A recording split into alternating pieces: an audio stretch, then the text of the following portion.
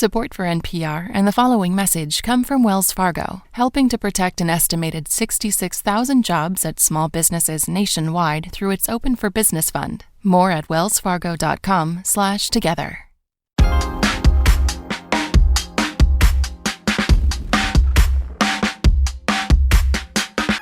This is 1A. I'm Jen White in Washington. In October 2015, Asia Zola Wells fired off a thread of 148 tweets. It was later known by its hashtag, The Story. You want to hear a story about how me and this bitch here fell out? It's kind of long, but it's full of suspense. Missy Elliott, Solange Knowles, and millions of other rap Twitter users quickly pushed the saga into trending territory. At the time, Rolling Stone called the epic tale of strippers, sex work, and foul play, quote, Spring Breakers meets Pulp Fiction. And they weren't the only ones who latched onto its cinematic potential. The thread has now been adapted into a feature film from director Janixa Bravo and screenwriter Jeremy O. Harris, best known for his off-Broadway production Slave Play. But getting it from the very small screen to the very big screen was a saga all its own. Here to tell us more is Zola's co-writer Jeremy O. Harris. He's also a Tony-nominated playwright. Jeremy, welcome. Hi, lovely to be here. I'm so excited. And also with us, the thread's original author, Asia Zola King, formerly Asia Wells. Zola, thanks for joining us. Thank you for having me. So, Jeremy, you weren't the first person to try to bring this story to screen. James Franco was hired to direct the project back in 2016, working off a totally different script. Actor Taylor Page, who plays Zola in both versions, called that iteration, quote, inherently racist and sexist. Talk us through the script you inherited and why you think the project needed a reboot. Well, I feel very lucky that Janixa felt comfortable bringing me on with her because Janixa and I were very close friends, and something I love to say is that Janixa cares so much about this project that and protecting it and putting the right people in the room at the right times, that even though during her audition process to become the director and co-writer of this movie, I told her, I don't know if the headaches are worth it. I think you should do another project. She still said, I have to do it because I think I'm the only person who will protect this woman the way she needs to be protected. And she still invited me to do it once she got it. Mm-hmm. And, one of the things I think made it very easy for her to pick me is that I had a sensibility that was very similar to hers. And that sensibility was one wherein, upon reading that script, we both felt that we knew that the audience for that script would be very large. It was a movie that was made for the 25 to 35-year-old white male demographic that sort of runs cinema, right? They're the reason why Fast 9 is one of the biggest movies in America this weekend, right? But Janixa and I both saw the things they did, and we said, if this was the movie that was playing in the cinema, we wouldn't see it. So how can we make a movie that would play in the cinema? And that movie would be a movie that would see sex work as not something untoward, that would see sex work as something that was as mundane as any other job, right? And see the story as a story that was about not some raucous girls trip with breast and stripping, but actually a really complicated story of a 19-year-old girl who was traumatized after falling in love with a girl that she thought might be her new best friend, right? Yeah. And seeing that friendship taken advantage of and manipulated. Zola, this movie is your story. What do you think about the various rewrites it's gone through? Well, the first version of this story, I absolutely hated it. I actually, I don't know. I lost faith at that point. I was like, this is not the story that I wrote. This is not the experience that I had. I just couldn't see myself in it or relate to it at all. And I knew that if that's how I felt, that's definitely how, the people who have basically been on this journey with me were going to feel. And so I essentially was just like, I don't even think I really want to do this anymore. And then just divine intervention and divine timing, because everything got put on pause, and our director stepped down and those writers kind of went with him. And, they say everything happens for a reason, because then at that point, the conversation really started to switch, and A24 came about, Janixa came about, Jeremy came about, and then everything finally started to feel like my experience again. For those who haven't read the story, can you just give us a very brief synopsis of what happens in that original Twitter thread? I was a waitress in the daytime and a stripper at night. I met a girl who also said she was a stripper in our hometown. And so she asked me if I would dance with her one day. I'm like, of course. We, just connected in that way. We exchanged numbers. She called me the next day. She invited me to Florida. She said that she had gone there to dance and made lots of money. And I knew I had gone there and danced and made lots of money. So why not, right? So I go on this road trip with them being her boyfriend and her roommate, or who she told me was her roommate. And when we get there, I just quickly find out that, it was a lie, and she acted as bait or a lure for her roommate or her pimp.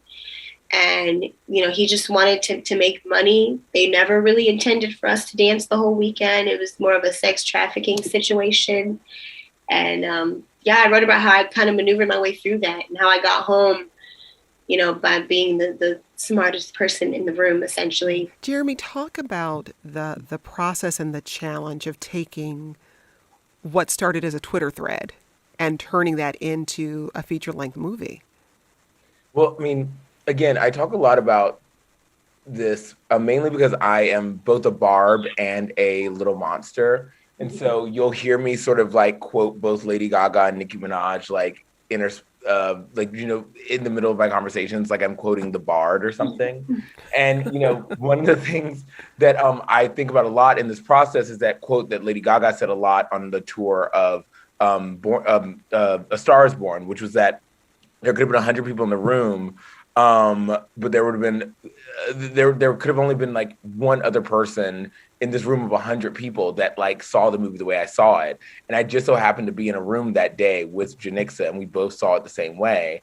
And that was that the prose that Asia wrote over 148 tweets was more like epic poetry than anything else, right?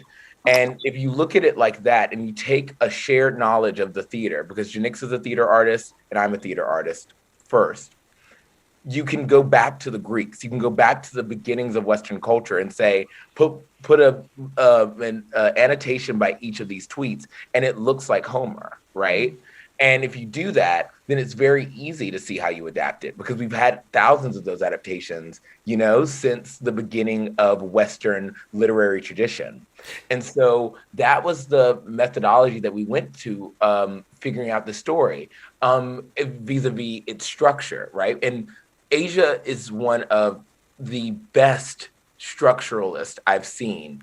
That's why her story is the story that we remember from Twitter. And all of the moments on Twitter that have happened, hers is one of the only major things that we remember consistently as a group, right? And that's because her first act, her second act, and her third act were strong. So the outline was all there. And all we had to do was read deeply into the themes to truly know what she was getting at. And I think that what Janix and I both fell upon was that what she was trying to tell us through humor, right? And through these genres that queer people, that women, that Black people have used in literature since they picked up a pen and started writing their stories down, was she was saying, I do not have a genre for my trauma, right? The only genre I have is keep listening, right? And so we had to take the trauma that was there, that she was a 19-year-old girl, right, who was tricked by her friend to go into a trip that was going to promise lots of fun and lots of money, but was found out while she was there that she was actually being sold into sex slavery. And so we wanted to take that trauma and look at it through the lens she gave it, which was humor, and uplift it. And so we just followed the beat. We'll hear more from you and our guests in a moment. This message comes from NPR sponsor Forward. Know what's crazy? Waiting months for a 10-minute doctor's appointment. Healthcare is backwards, but forward is clearing things up by offering primary care that's both surprisingly personal and refreshingly straightforward. Using the latest tech like in-depth genetic analysis and real-time blood work, their doctors create highly personalized, easy-to-understand plans aimed at improving your long-term health. Move your health forward today at goforward.com. 3 years ago, a man with a grudge murdered 5 people at the Capital Gazette newspaper in Maryland. And now, finally, his trial has started. What we wanted to know was, how did the staff who survived the shooting keep going? Find out in our Capital Gazette series from NPR's Embedded podcast. We're talking about the new movie Zola. Let's get back into the conversation. Asia, you said you embellished some things in the thread to make it more entertaining. What did you decide to embellish, and how was that handled in the film adaptation? It was the part of the story where Stephanie gets kidnapped by a rival pimp while we're there, and her pimp comes to rescue, to save her or whatever. Well, in the tweet thread, I had said that they had a fight and he got shot. But in real life, they kind of just negotiated prices. He waved a gun around. He was like, this is what's going to happen.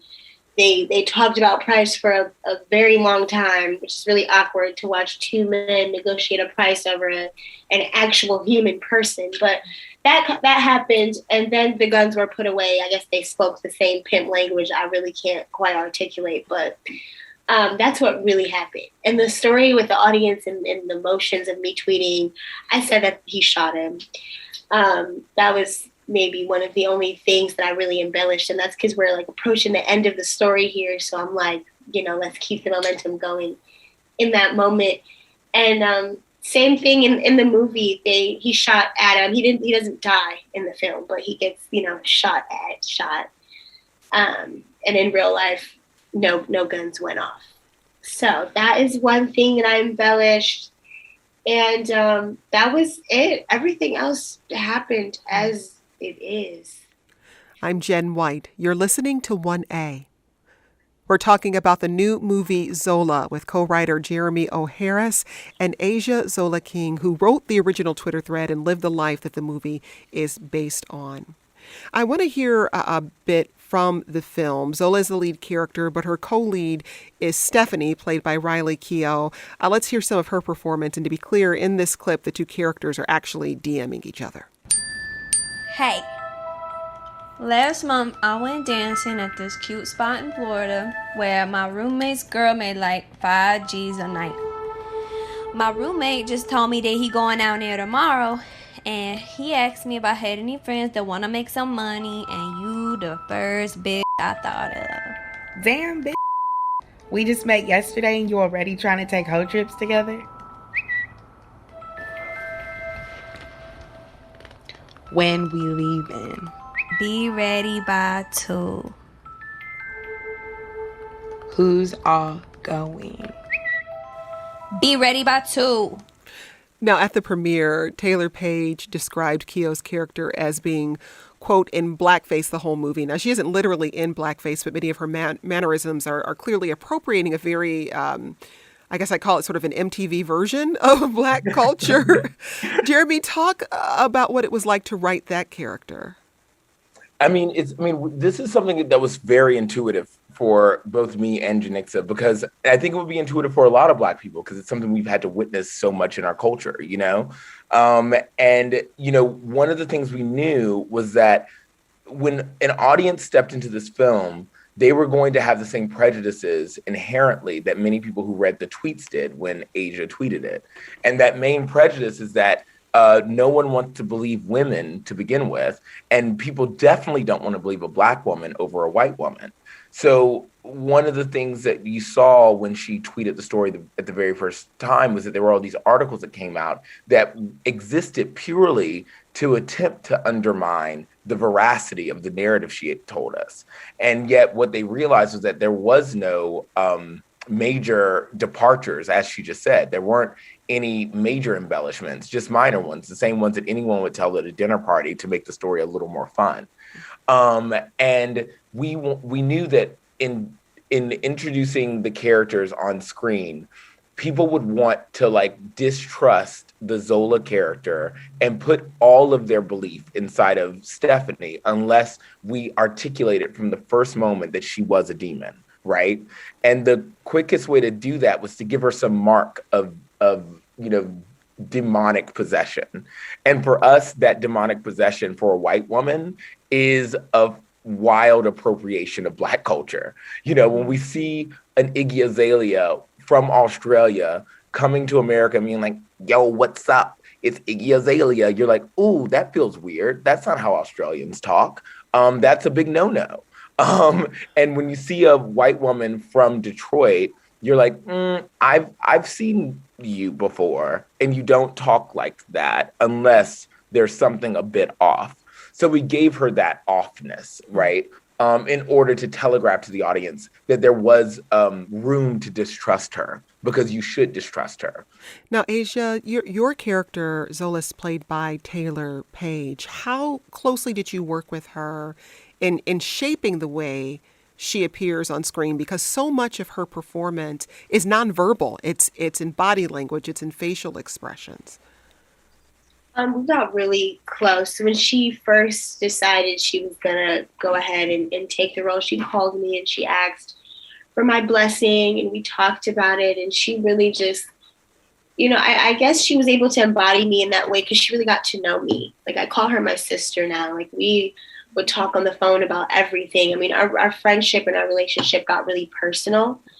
And just in her asking me for my blessing and then getting to know me and kind of studying my mannerisms and the way that I talk and the way that I move, I think that added to her being able to really embody me as a character.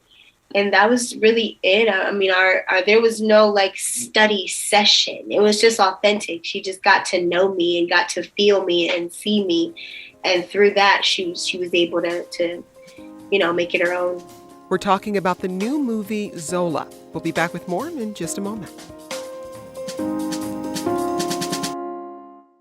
This message comes from NPR sponsor, the UPS Store. From printing, packing, and mailboxing to scanning, faxing, and notarizing, the UPS Store offers every ing for small business. And this July 5th, the UPS Store is doing another ing altogether. Opening. The UPS Store is open and here to help because we know small business owners can't afford to take days off. The UPS Store, every ing for small business, all in one place. Individual store hours may vary. Check your local store for details.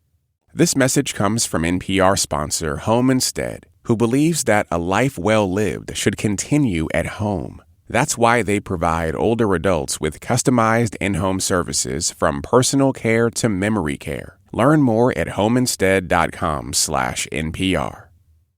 Now let's jump back into our conversation about the new film Zola. Well, the film has a running voiceover track which occasionally interrupts the action, and it's mostly verbatim quoting of the original Twitter thread. Okay, what's the deal with your boy, your roommate? We cool?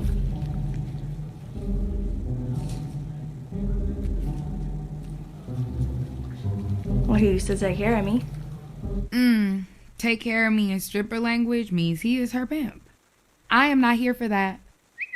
Zola, why was it so important that your voice, the literal first-person voice of your tweets, that they really shine through in the film? Well, since this is essentially a sex work story and it is my experience, I felt like that was only right. I think these type of stories can only be told through the voice of the person who experienced them. I think that's the only way that they're relatable. I think that's the only way that they make sense and it makes this story what it is. It's the fact that I experienced this and we held on to that authenticity of it all. Well, the two lead characters are strippers and one engages in sex work over the course of the film. But there's a very clear delineation between when the women are in control of their bodies and when they're not. A line is crossed when the women stop having agency, and there's an obvious shift in tone. So, why was it important to you to underline that difference between sex work and sex trafficking? Because I think sex work gets a bad rap. I think it gets talked about negatively because of sex trafficking.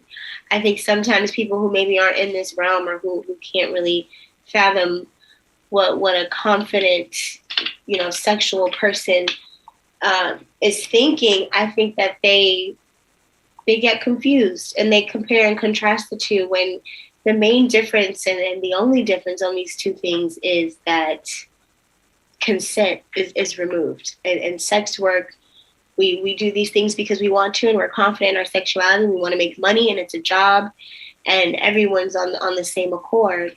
But in a conversation like sex trafficking, when consent is removed, I mean, that takes an entirely different life. And that's something that I had never experienced. I've experienced sex work. I can speak on that. I have never been forcefully put in a situation that I had no agency over. I've always been confident. I set my own prices. I pick my own places to work. I've always been confident in that. And so I guess it was a shock to me to have been transferred into this complete different other side of things overnight. And, so I needed to highlight that, and I needed people to understand that these two conversations, they can happen at the same time, but they're very different. Jeremy, this film is very sex positive and very sympathetic in its portrayal of stripping and sex work. The dancing is shot with soft lights and R&B music until, patrons interrupt the flow. But why was it important for you that the narrative be so centered on the women and where they find power in their work? Well, I mean, narratively, in all of my work, women have played a huge role. And that's because, I feel it is my duty as both an ally and a lover of the canon, that I provide dynamic and unique roles for female actors to play. And also roles that historically they will look back on, the canon will look back on in a positive light. And having studied the work of people like Jennifer Nash and L.H. Stalling in grad school, that, the radical Black feminist, like sex positive theory is like in my bone. And so when I read the original screenplay and I felt that parts of that were missing, right? That major aspects of that were missing, that were very present in Asia's telling of the story on Twitter, I knew innately that I wanted to bring all of Zola's sensibilities to the script, right? And so while it's very much the pen that me and Janixa used to tell the story, the ink was already Zola's. Like Zola gave us the ink and we just drew from it. And I think, again, having a director as forthright and aware of the narrative she wants to be known for, writing right beside me, made it impossible for us not to uplift these women and have a gaze that felt more soft and feminine and empowering than the ones we had before. Now, I love the fact that Riley has said so often that this might just be one of the first movies she's in where she's not nude once, which is really funny, because one of the first things that Janixa and I said about the screenplay was that we did not want to see any female nudity, because again, a part of that labor of sex work, a part of the mundane part of sex work is flesh and anatomy, and that being a part of it. And so we were like, the best way to tell that story, to show it, would be to show it and not tell it, right? So we show this montage in the middle of the movie of the labor of sex work in a way that presents the anatomy and the bodies they're interacting with the way one might see a file clerk interacting with files. Jeremy, do you think this film, I'm just thinking about this moment we're in right now, and first I'm curious whether you think between the success of films like Hustlers and shows like P-Valley, that the portrayal of sex work and stripping in Hollywood, whether that's changing. I hope so. I mean, a big reference point for Janixa and I, in many ways, was both Clueless and Showgirls, right? That's so interesting you said that, because as I was watching the film, there was a moment when I said, why am I thinking about Clueless right now? I mean, Clueless is one of the only cinematic portrayals of two black-white female friendship on screen at the center of this narrative, right? And that was something that Janixa challenged me on at the very beginning of our process. She was like, what are the movies where you've seen a black woman and a white woman centered as friends for the majority of the film? And the only ones we could think of were like a couple blaxploitation films and Clueless. And for me, Clueless has always lived as the best adapted screenplay of all time. There's no question to me that what Amy Heckerling did was a Simone Biles level, like, triple, Salchow. I mean, I can't speak gymnastics, but you know what I'm saying. And the fact that, she studied linguistics and every character had their own language, etc. Was something that no man was doing at the time for any of his narratives. And yet she wasn't nominated for any major screenwriting awards. And it wasn't talked about in that way. It was seen as something cute, right? Showgirls, again, very different type of movie, a very different gaze, but was one of the most beautifully shot films about a stripper a dancer, an erotic person ever put to screen, and was completely derided, even on an image level when it came out. And now it's been re-understood.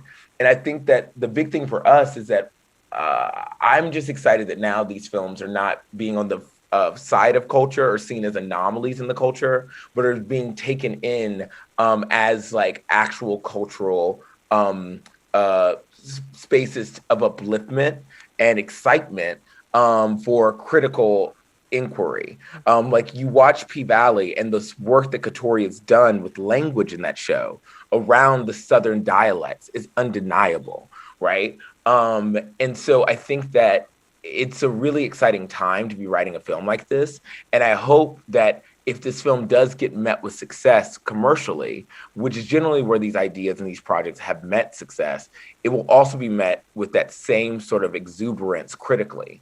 Because I think often films that center women, films that center Black women, films that center anyone doing something at the edge of cultures, specifically sex work, are derided as not actually worthy of inquiry on a critical level.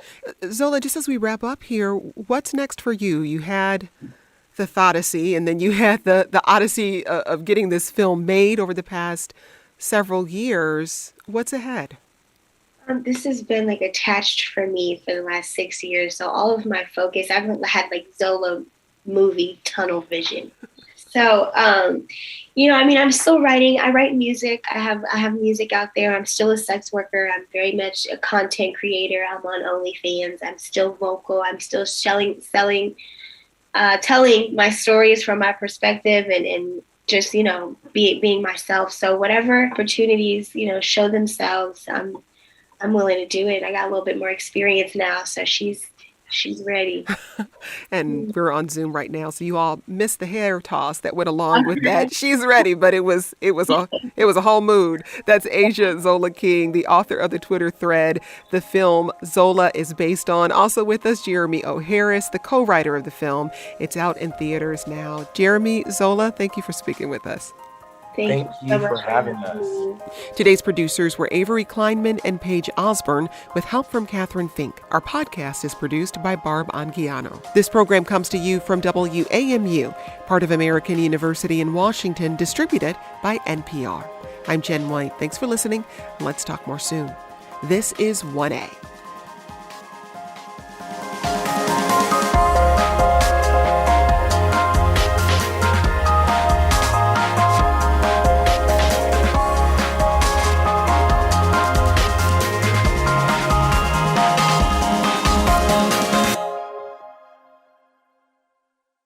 This message comes from NPR sponsor Discover, matching all the cash back you earn on your credit card at the end of your first year. Accepted at 99% of places in the U.S. that take credit cards. Discover.com/match. 2021 Nielsen Report. Limitations apply.